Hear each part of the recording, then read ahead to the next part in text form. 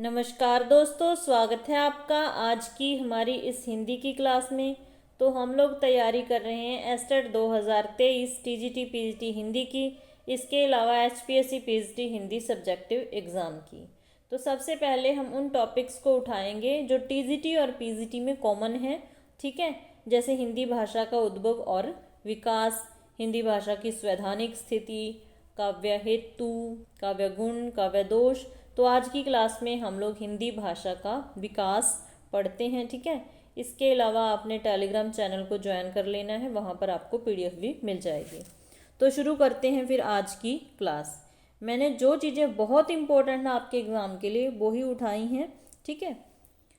तो अगर हम मोटे तौर पर बात करें तो भारत में दो परिवारों की भाषाएं बोली जाती हैं, ठीक है। उत्तर भारत में भारोपीय परिवार के अंतर्गत आने वाली आर्य भाषाएं बोली जाती हैं तथा दक्षिण भारत में द्रविड़ परिवार के अंतर्गत आने वाली द्रविड़ भाषाएं बोली जाती हैं। उत्तर भारत में भारोपीय परिवार के अंतर्गत आने वाली आर्य भाषाएं बोली जाती हैं तथा दक्षिण भारत में द्रविड़ परिवार के अंतर्गत आने वाली द्रविड़ भाषाएं बोली जाती हैं। ये दोनों पॉइंट आपने याद रखने हैं। आर्य परिवार की भाषाएं मूलतः भारोपीय परिवार की भाषाएं हैं। तो जो आर्य परिवार की भाषाएं हैं वो किस परिवार की हैं? भारोपीय परिवार की, ठीक है। ये भी पूछा जाता है कि आर्य जो भाषाएं हैं वो किस परिवार के अंतर्गत आती हैं? भारोपीय परिवार की भाषाएं हैं जी। हिंदी एवं अन्य आर्य भाषाओं का संबंध इसी परिवार से है। तो हिंदी किस परिवार की हो गई? भारोपीय परिवार की। आर्य भाषाओं का जो काल है, समय से प्रश्न बन जाता है तो इसका ध्यान रखना है कि समय सीमा क्या रहेगी। आर्य भाषाओं का जो काल है 1500 ईसा पूर्व से लेके अब तक माना जाता है, जिसे सुविधा की दृष्टि से 3 काल खंडों में विभक्त कर लिया गया है। तो कितने खंडों में बांट लिया? 3 काल खंडों में। सबसे पहले है प्राचीन भारतीय आर्य भाषा काल। प्राचीन भारतीय आर्य भाषा काल, इसकी समय सीमा क्या रहेगी? 1500 ईसा पूर्व से 500 ईस्वी तक। 1500 ईसा पूर्व से 500 ईस्वी तक। इसमें 2 भाषाएं कौन कौन सी? वैदिक संस्कृत और लौकिक संस्कृत आती है, ठीक है। इसमें वैदिक संस्कृत और लौकिक संस्कृत आ जाती है, ठीक है। इसमें वैदिक संस्कृत और लौकिक संस्कृत आती है, ठीक है। फिर आ गया दूसरा जो कालखंड है, मध्य भारतीय आर्य भाषा काल। पहले प्राचीन फिर मध्य भारतीय आर्य भाषा काल कहाँ से कहाँ तक है? 500 ईसा पूर्व से 1000 ईस्वी तक। 500 ईसा पूर्व से 1000 ईस्वी तक। इसके अंतर्गत आती है पाली, प्राकृत और अपभ्रंश। पाली, प्राकृत और अपभ्रंश किसके अंतर्गत आती है? मध्य भारतीय आर्य भाषा काल, जो कि 500 ईसा पूर्व से 1000 ईस्वी तक है, ठीक है। तीसरा कालखंड है आधुनिक भारतीय आर्य भाषा काल, ठीक है, जो कि 1000 से अब तक है। 1000 ईस्वी से अब तक है। इसमें आती है हिंदी एवं अन्य आर्य भाषाओं को गिना जाता है। हिंदी को किस में गिना जाता है? आधुनिक भारतीय आर्य भाषा काल 1000 ईस्वी से अब तक, ठीक है। तो ये तीनों ही कालखंड आपने अच्छे से ध्यान में रखने हैं और किस कालखंड के अंतर्गत कौन सी भाषा आती है, मानी जाती है। उसके बाद हिंदी से ठीक पहले की जो भाषा है वो कौन सी है? अपभ्रंश। कौन सी है? अपभ्रंश, जिसे अपभ्रष्ट या अवहट के नाम से भी जाना जाता है। हिंदी से ठीक पहले की भाषा अपभ्रंश, जिसे अपभ्रष्ट या अवहट के नाम से जाना जाता है, ठीक है।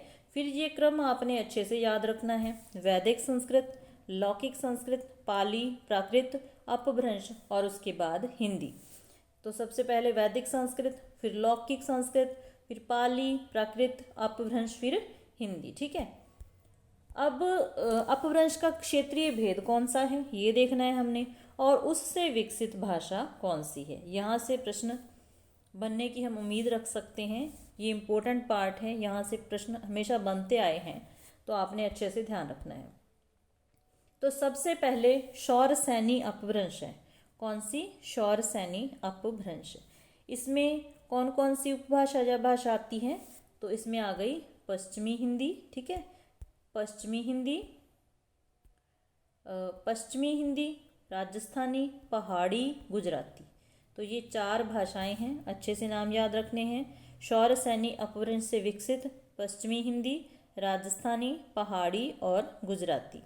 फिर कैकय अपभ्रंश से लहंदा भाषा का विकास हुआ है। कैकय अपभ्रंश से लहंदा भाषा का विकास हुआ है। टक अपभ्रंश से पंजाबी का विकास हुआ है। ब्राह्मण अपभ्रंश से सिंधी का विकास हुआ है। महाराष्ट्रीय अपभ्रंश से मराठी भाषा का विकास हुआ है। तो भाषा का नाम देके पूछा जा सकता है कि ये किस अपभ्रंश से विकसित हुई है, तो नाम याद रखना है। मागधी अपभ्रंश से बिहारी, बंगाली, उड़िया और असमिया का विकास हुआ है। ठीक है, उसके बाद आ गई अर्धमागधी अपभ्रंश। तो अर्धमागधी अपभ्रंश में से पूर्वी हिंदी का विकास हुआ है।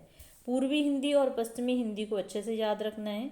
शौर्य सैनी अपभ्रंश से विकसित हुई पश्चिमी हिंदी, ठीक है, और अर्धमागधी अपभ्रंश से विकसित हुई पूर्वी हिंदी। अब हिंदी के अंतर्गत 5 उपभाषाएं एवं 18 बोलियां आती हैं, उनको हमने देखना है। सबसे पहले है पश्चिमी हिंदी भाषा। पश्चिमी हिंदी भाषा, तो इसके अंतर्गत आती है ब्रजभाषा, खड़ी बोली, कन्नौजी, बांगरू या बांगरू को हरियाणवी भी कह सकते हैं, और बुंदेली। तो ये नाम आपने पक्के पक्के याद रखने हैं कि पश्चिमी हिंदी के अंतर्गत आती हैं ब्रजभाषा, खड़ी बोली, कन्नौजी, बांगरू या हरियाणवी, उसके बाद है बुंदेली। ठीक है, संख्या भी याद रखनी है और नाम भी याद रखने हैं। फिर आ गई पूर्वी हिंदी। पूर्वी हिंदी याद करनी काफ़ी आसान है। जैसे हम रेखाओं के बारे में नहीं लिखते थे ए, व, स, तो आपने यहाँ स को याद कर लेना है, मतलब श के।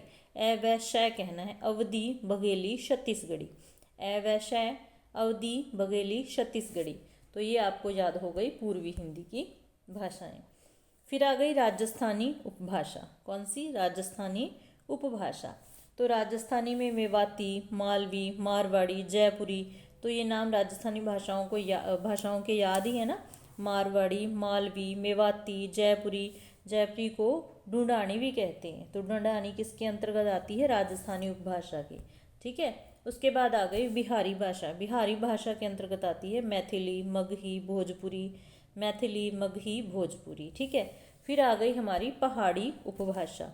इसके अंतर्गत आ गई गढ़वाली, कुमाऊनी और नेपाली। ठीक है, तो आज के लिए इतना ही काफ़ी है। ठीक है, इसके बाद एक वीडियो और मिलेगी आपको, वो काव्य हेतु से होगी। ठीक है, और इसके अलावा हिंदी भाषा की संवैधानिक स्थिति पढ़ेंगे हम, उसका मतलब कि, और इसके अलावा जो पढ़ना है हिंदी साहित्य का इतिहास की लेखन पद्धतियाँ और नामकरण, कालक्रम, वो सारी चीज़ें फटाफट से कवर करते चलेंगे। और आपने रिवीजन लेते रहना है ताकि आप भूलें ना पेपर तक। और टेलीग्राम चैनल को ज्वाइन कर लेना, वहाँ आपको PDF मिल जाएगी। क्लास अच्छी लगे तो भाई लाइक कर देना, क्योंकि इससे थोड़ा मोटिवेशन मिलता है और काम में से टाइम निकाल के वीडियो बनाने को ऐसा लगता है कि फटाफट से वीडियो बनाएं। बच्चे वेट करते हैं। तो मिलते हैं फिर ऐसी ही नेक्स्ट क्लास में। क्लास देखने के लिए धन्यवाद।